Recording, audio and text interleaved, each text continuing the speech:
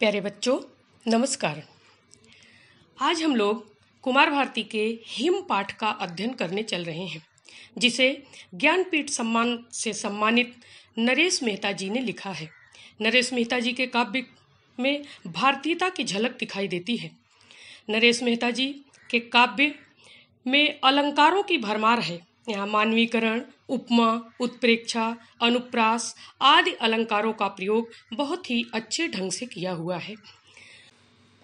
बच्चों, यह महाभारत की कथा पर आधारित पाठ है, जो खंड काव्य महाप्रस्थान से लिया गया है, जिसमें महाभारत अभी शायद इस लॉकडाउन में आप लोगों ने महाभारत की कथा टेलीविज़न पर देखी होगी।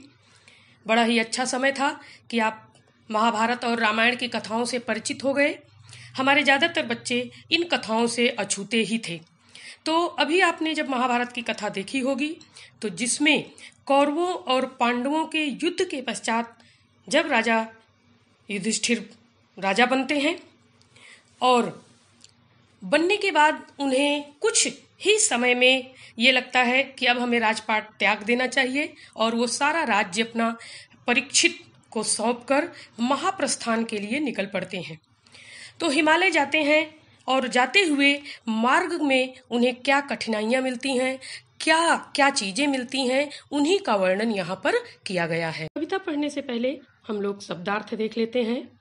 तापस, तप करने वाला, पृथ्वी, पृथ्वी, धरती, तमियारे, तांबे के रंग के, चीड़ एक सदाबहार वृक्ष है जो पहाड़ी प्रदेशों में पाया जाता है। उपत्यका, घाटी, तराई, डैना, बड़ा पंख, पाखी दल, पंखों का समूह, आकुल, बेचैन, परेशान, प्रांतर, निर्जन, पथ, अंशपृक्त जो किसी के साथ मिला या जुड़ा ना हो। हिम केवल चलना इस कठोर ठंडी तापस प्रशांतता पर, केवल चलना ऊर्ध्वतम ही है चलना, जैसे पृथ्वी चलकर गौरी शंकर बनती। छूट गए पीछे कस्तूरी मृग वाले वे, मधुमानव से उत्सव जंगल। अरे बच्चों, पांडवों ने महाप्रस्थान, जैसा कि मैंने बताया आपको, हिमालय की ओर किया था। उसी समय का वर्णन करते हुए कवि कहते हैं कि हिमालय की ऊंचाई पर चारों तरफ केवल बर्फ ही बर्फ दिखाई दे रही है, और बर्फ जहाँ पर होती है वहाँ बहुत कठिन ठंडी पड़ती है, भयंकर ठंडी पड़ती है। प्रशांतता ठंडी पड़ रही है, और प्रशांतता का मतलब कि वहाँ शांत वातावरण है। चारों तरफ वातावरण में एकदम शांति फैली हुई है, कहीं किसी की आवाज सुनाई नहीं दे रही है। और पांडव ऊर्ध्वतम ही है चलना, एक ऊंचाई से दूसरी ऊंचाई पर चढ़ते चले जा रहे हैं, जैसे ऊंचाई पर पहुंचकर पृथ्वी गौरी शंकर बनती, अर्थात शंकर पार्वती जैसे कैलाश पर्वत की ऊंचाई पर रहते हैं, उस पर्वत पर उस तरह वो लोग वहां पहुंचते चले जा रहे हैं।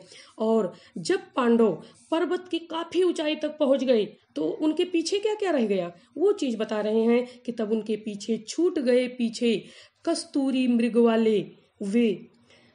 कस्तूरी मृग जिसमें रहते हैं, जिसकी नाभि में कस्तूरी होती है, वो मृग जो सुगंध फैलाते हैं, ऐसे मृग वाले जंगल छूट गए पीछे। ग्रीष्म ऋतु में, गर्मी की ऋतु पड़ रही तो ताप से तांबे के जो झरे हुए तांबे के रंग के पत्ते हो जाते हैं, जो पीले पड़ जाते हैं पत्ते, वे पत्तों वाले जंगल पीछे छूट गए हैं। चीड़ के फूलों से ढकी हुई धरती उनके पीछे छूट गई है।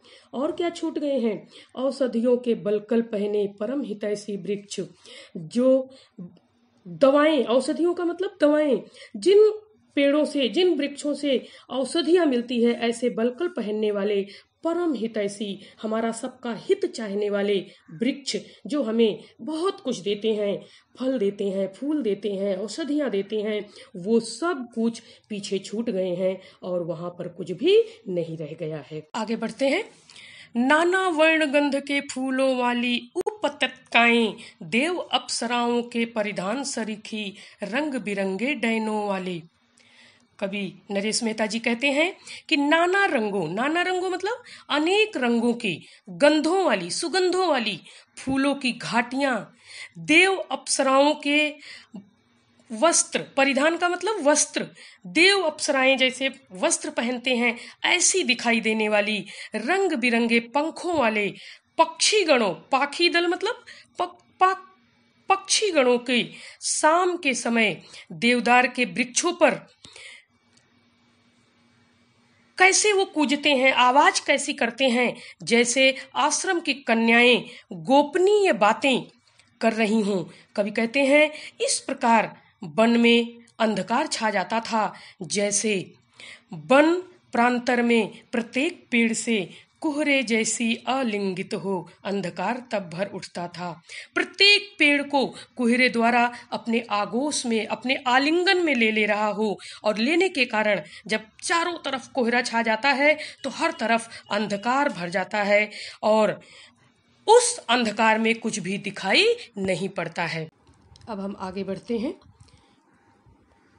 पर इस सब से अंश पृक्त रहता था केवल शब्द नदी का और हवा का उस उन्मुक्त हवा में।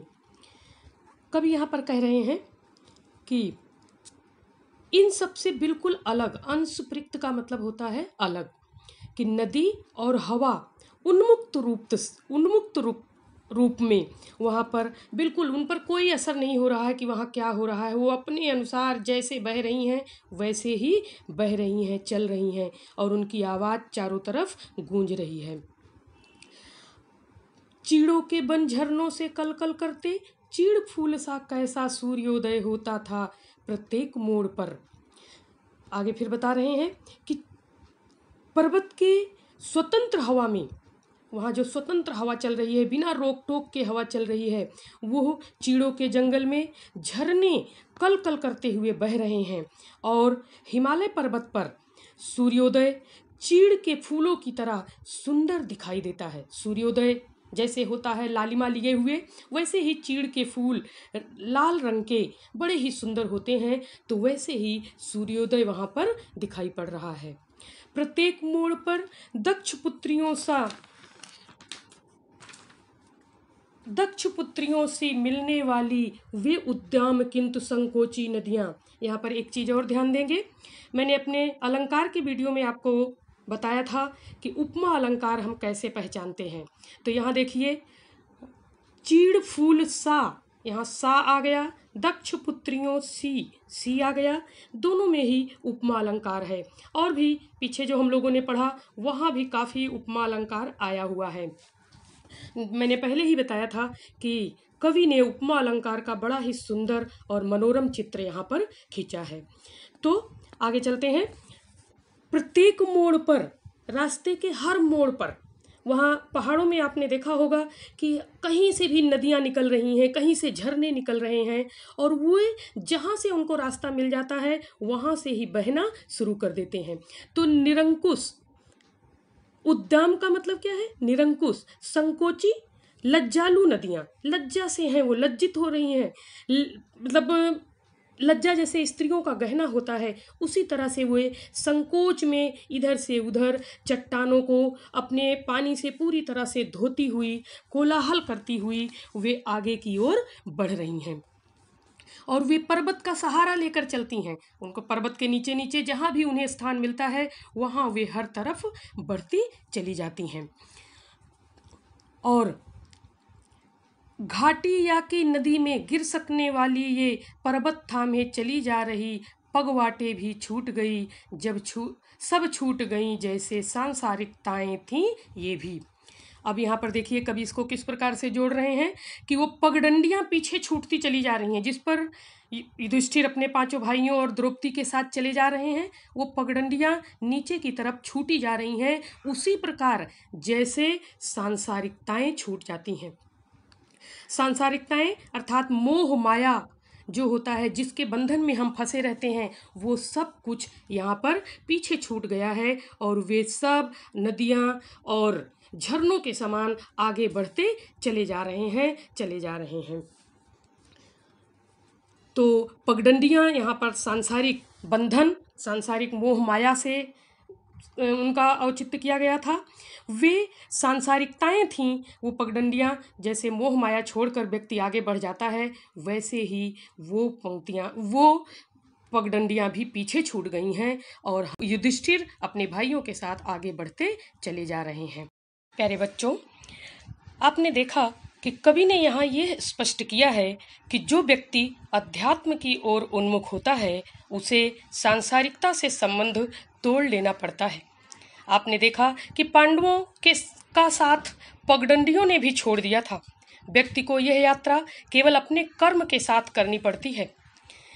इस रचना से हमें यह प्रेरणा मिलती है कि आप राजा हो या रंक, ईश्वर के यहाँ सबको रिक्त हाथ ही जाना पड़ता है।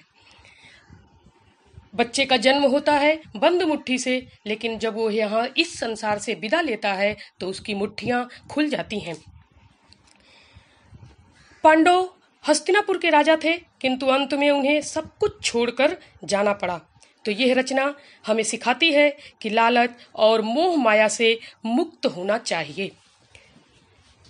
मुझे पूर्ण विश्वास है कि आपको कविता का अर्थ पूरी तरह से समझ में आ गया होगा। इसी तरह आगे किसी और वीडियो के साथ आपसे पुनः मिलने का वादा करते हुए मैं आपसे विदा लेती हूँ। धन्यवाद।